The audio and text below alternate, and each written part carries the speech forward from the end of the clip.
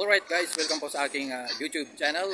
At ang inyo pong mapapanood ngayon ay ang Santa Cruzan dito po sa Torino, Italy. Na lahat.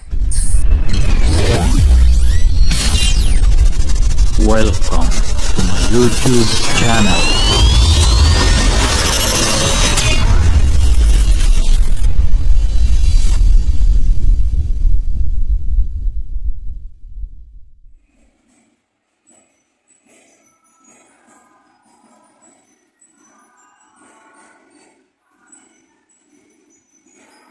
So kaya nga po nang sabi ko, ang inyo po matutunghayan ay ang ginaganap na Santa Cruzan dito po sa Torino, Italy ngayong taong 2024. Ang ginagawang ito ng ating mga kababayan ay pagpapakita na tayong mga Pilipino ay mayaman sa kultura at pagrespeto sa relihiyon. Ang Santa Cruzan ay tinuturing na isa sa pinakakilalang pangrelihiyong pagdiriwang sa kultura ng mga Pilipino. Ang iba't ibang parokya at mga komunidad ng mga Pilipino sa lahat ng sulok ng mundo ay nag-oorganisa upang gunitain ng Santa Cruzan. Ang nasabing tradisyon ay isa sa mga nagbibigay kulay tuwing sasapit ang buwan ng Mayo. Mahabang panahon o araw-oras ang ginugugol sa pag-organisa ng pagdiriwang na ito. Ay inyo pong nakikita ay ang drum and lyre ng Akbil Torino.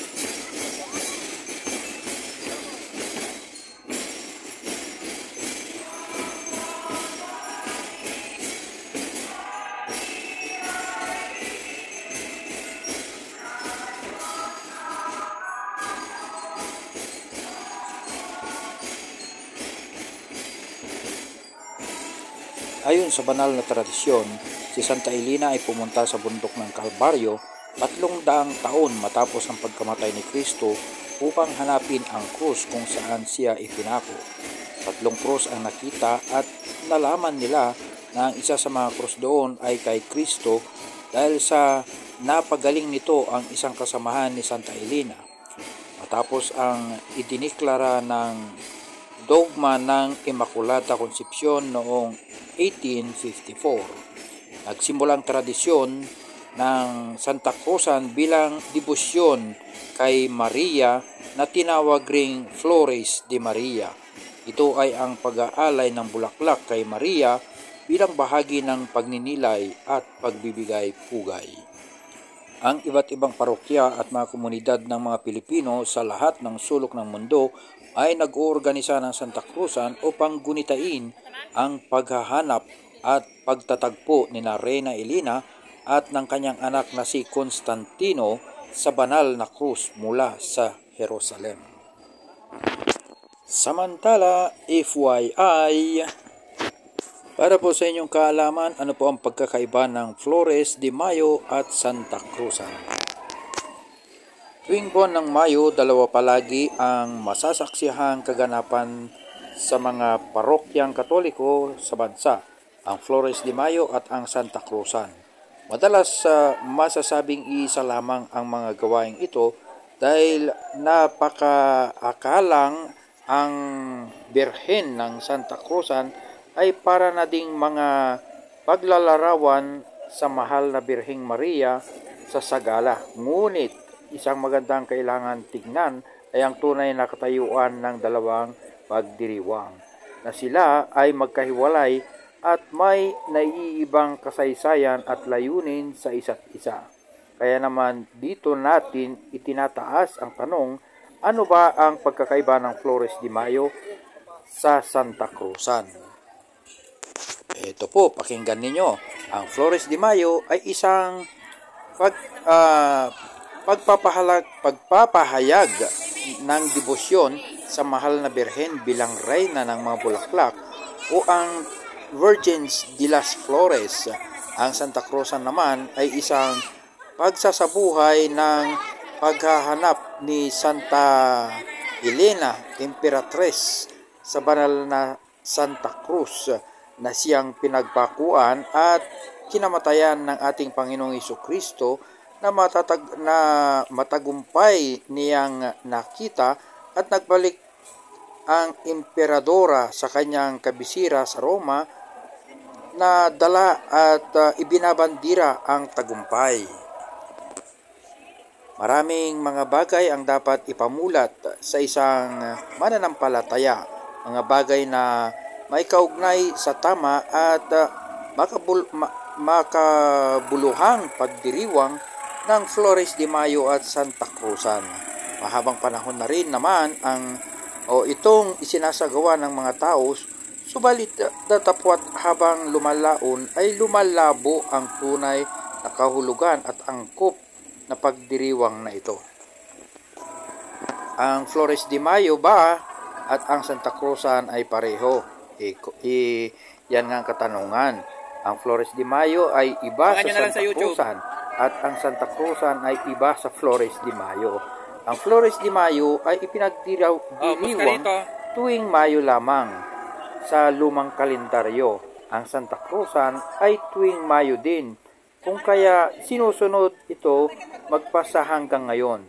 Sapagkat tuwing 3 ng Mayo, ipinagdiriwang ang pagtatagpo ni Santa Elena, Imperatriz sa banal na Santa Cruz, ang nanay ni Emperador Constantino, na siyang emperador ng mga Romano mula noong taong 312 AD hanggang taong 337 AD. Ang debosyon ng Flores de Mayo ay nagsimula sa Europa at Italia. Kaya yung mga Pilipino dito sa atin sa Italia, yan ang ginagawa. Kaya ang tawag sa mahal na Birhen tuwing Mayo ay Birhen de las Flores. Samantala ang Santa Cruzan sa silangang bahagi ng mundo na dinala naman ng mga taga-Roma.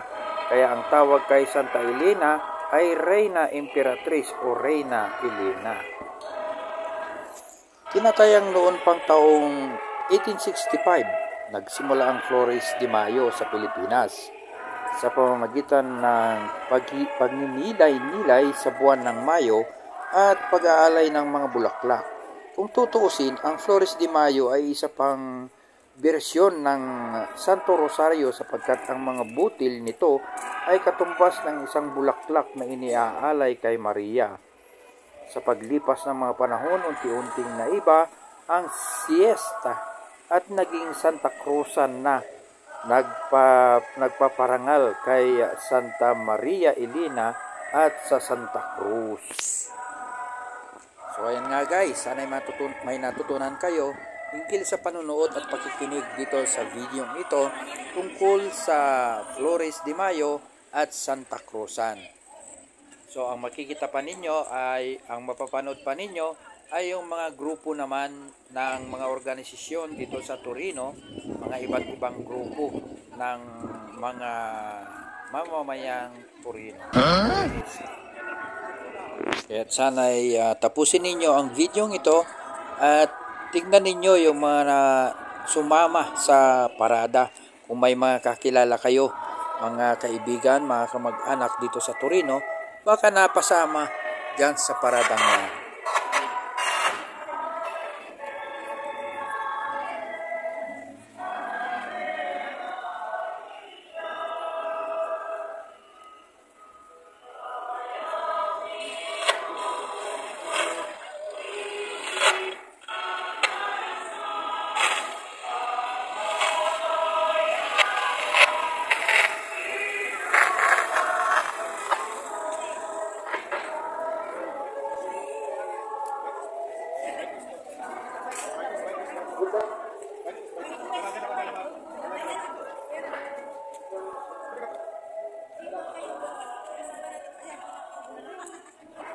Lapit kayo dito sa camera.